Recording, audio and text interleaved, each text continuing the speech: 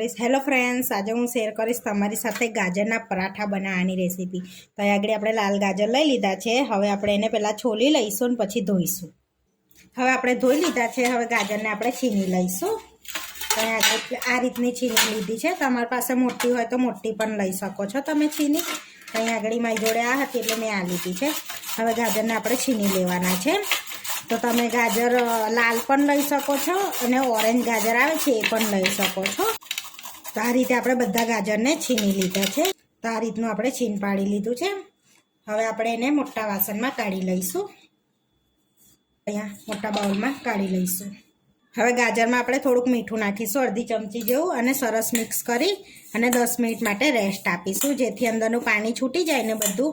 તો પાણી નિતારીને આપણે ગાજરે કરીશું એટલે આપણા પરાઠા એકદમ સરસ બનશે। અને આ પરાઠા નાનાથી લઈને મોટાને બધાને ભાવશે। આપણે એ રીતના બનાવીશું। તો બધું મિક્સ કરી દીધું છે। હવે ઢાંકીને આપણે થોડીક વાર રેસ્ટ આપીશું, 10 મિનિટ। ત્યાં સુધીને આપણે લોટ બાંધી લઈએ। તો અહીં આગળ 1.5 કપ આપણે ઘઉંનો લોટ લઈ લીધો છે। એમાં સ્વાદ પ્રમાણે મીઠું એડ કરીશું। મોવન માટે 1 ચમચી તેલ એડ કરીશું। હવે બધું સરસ મિક્સ કરી લઈશું પહેલાં આપણે। હવે થોડું પાણી એડ કરીશું અને થોડો સરસ એવો લોટ બાંધી લેવાનો છે આપણે। પરાઠાનો લોટ આપણે થોડોક ઢીલો બાંધવાનો છે। તો થોડું પાણી એડ કરતા જઈને પહેલાં આપણે લોટ બાંધી લઈશું। તો આપણે સરસ એવો લોટ બાંધી લીધો છે। તો આ રીતના ઢીલો રાખીશું લોટ થોડોક। હવે 1 ચમચી તેલ એડ કરીને સરસ એને કેળવી લેવાનો છે લોટને। તો સરસ આ રીતે કેળવી લઈએ એટલે સ્મૂથ સરસ થઈ જશે આપણો લોટ। હવે આપણે સરસ એને લોટને બાંધી દીધો છે। હવે આપણે એને પણ રેસ્ટ આપીશું ત્યાં સુધી। તો 10-15 મિનિટ આને રેસ્ટ આપીશું આપણે ગાજરમાં મસાલો કરીએ ત્યાં સુધી। તો હવે આપણે ગાજરને પણ ચેક કરી લઈશું। તો જોઈ શકો છો સરસ એવું પાણી છૂટી ગયું છે અંદર। જો આ રીતે નિતારીએ છીએ તો સરસ નીતરે છે। તો આપણે 2 હાથની વચ્ચે આ રીતે એને નિતારી લેવાનું છે। એકદમ કોરા ગાજરને કરી દેવાના છે આપણે આ રીતે। આપણો મસાલો બહુ ઢીલો ના થઈ જાય, આ રીતે પાણી નિતારી લઈએ ને આપણે તો।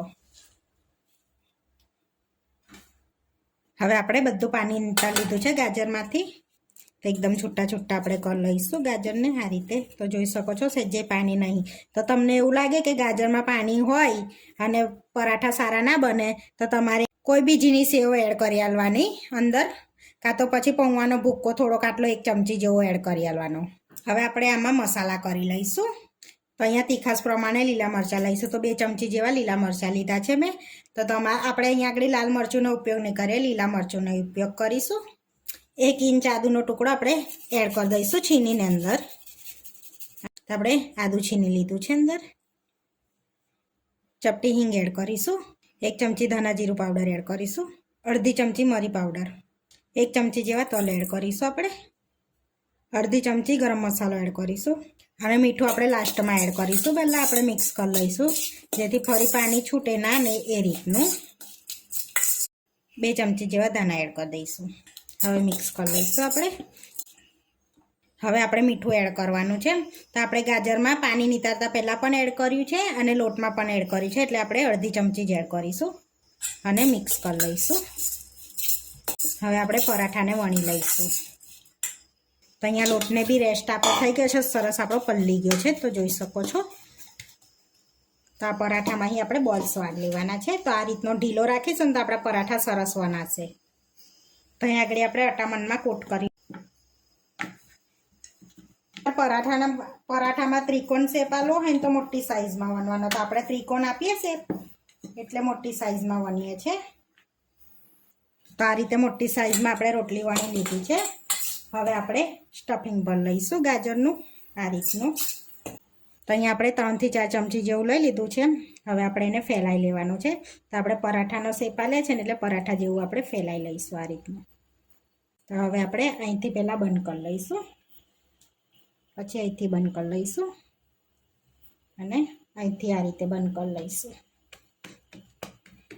આપણે પરાઠાને સરસ પેક કરી લીધો છે। હવે થોડુંક અટામણ આપણે એન પર સ્પ્રિંકલ કરીશું આ રીતે અને થોડોક વણી લઈશું આપણે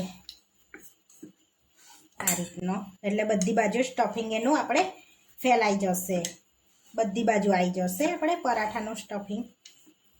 તો આપણે સરસ પરાઠો વણાઈ ગયો છે। તો હવે આપણે 2 અલગ રીતે પરાઠા બનાવીશું। તો એક ચીઝ પરાઠો બનાવીશું। તો આ પરાઠાને આપણે પ્લેટમાં લઈ લઈશું આ રીતે। હવે બીજો વણી લઈશું આપણે। તો તો આપણે એક પરાઠો ચીઝવાળો બનાવવાનો છે, તો એક ચીઝ ક્યુબને આપણે છીની લઈશું આ રીતના અંદર જ, એટલે તમને પરાઠાનો ટેસ્ટ એકદમ જોરદાર લાગશે. તો આપણે એક ચીઝ ક્યુબને છીની લીધું છે આ રીતના. હવે આપણે મિક્સ કરી લઈશું અને હવે આપણે સ્ટફિંગ પર લઈશું. તો આ રીતની પહેલાં બનાવી તે રીતની રોટલી બનાવી દીધી છે, એમાં આપણે બધું સ્ટફિંગ પર લેવાનું છે. તો આ રીતના આપણે ભરી લીધું છે. હવે ફરી આપણે પેક કરી દેવાનું છે એ જ રીતે. પહેલાં પરાઠો પેક કર્યો છે ને એ જ રીતે આપણે પેક કરી લઈશું. પહેલાં પરાઠો પેક કર્યો છે ને એ રીતનું આ રીતે, અને થોડુંક વણી લઈશું આપણે એને. હવે આપણે વણી લીધો છે. હવે આપણે શેકી લેવાનો છે પરાઠાને. તો અહીંયા તવો ગરમ કરવા મૂક્યો છે, તવો ગરમ થઈ ગયો છે તો પરાઠો એડ કરી દઈશું આપણે અંદર. હવે થોડી વાર આપણે થવા દઈશું. હવે આપણે પરાઠાને પલટાવીશું અને બીજી બાજુ શેકા દઈશું. આ સમયે આપણે ગેસને થોડો ધીમો રાખીશું એટલે સરસ ઉપરના પડ ક્રિસ્પી થઈ જશે આપણે પરાઠા. હવે આપણે એની પર તેલ એડ કરીશું. તો તમે બટર પણ એડ કરી શકો છો, કાં તો ઘીમાં પણ શેકી શકો છો. આપણે અહીંયા તેલમાં શેકીએ છીએ. તો બે બાજુ સરસ એવું તેલ એડ કરી દેવાનું છે. પલટાઈને સરસ એવા આપણે શેકી લઈશું પરાઠા. તો ક્રિસ્પી થાય ને ગોલ્ડન બ્રાઉન જેવો કલર આમ થોડોક આવે, લાલ થાય ત્યાં સુધીને આપણે શેકી લેવાના છે. તો જોઈ શકો છો સરસ આપણા પરાઠા પણ ફૂલે છે. તો બે બાજુ સરસ આપણો પરાઠો એવો શેકાઈ ગયો છે. હવે આપણે પ્લેટમાં લઈ લઈશું અને બીજા પરાઠા બે શેકી લઈશું આપણે એને. તો બે અલગ રીતે આપણે પરાઠા શેકી લીધા છે. તો જોઈ શકો છો આ ચીઝ પરાઠા આપણે. હવે આપણે પરાઠાને સર્વ કરી લઈશું. તો અહીંયા બે પરાઠા આપણે લઈ લીધા છે પ્લેટમાં. તો જોઈ શકો છો, ખોલીને પણ તમને બતાવું. આપણો આ સાદો પરાઠો અને આ ચીઝવાળો પરાઠો. તો અહીંયા આપણે ટોમેટા કેચઅપ જોડે સર્વ કરીશું. તો આપણા ગાજરના પરાઠા બનીને રેડી થઈ ગયા છે. તો આ પરાઠા તમે બાળકોને લંચ બોક્સમાં પણ બનાવીને આપી શકો છો. એટલા ટેસ્ટી પરાઠા બનીને આપણે રેડી થઈ ગયા છે. તો ટોમેટા કેચઅપ જોડે આપણે સર્વ કર્યા છે. તો આવા વિડીયો જોવા માટે મારી ચેનલને સબસ્ક્રાઈબ કરો, લાઇક કરો અને શેર કરો. અને તમે જરૂરથી ટ્રાય કરો. ફરી મળીશું નવા વિડીયો. મને કોમેન્ટ કરીને જરૂરથી જણાવજો કે તમને આ મારી રેસીપી કેવી લાગી.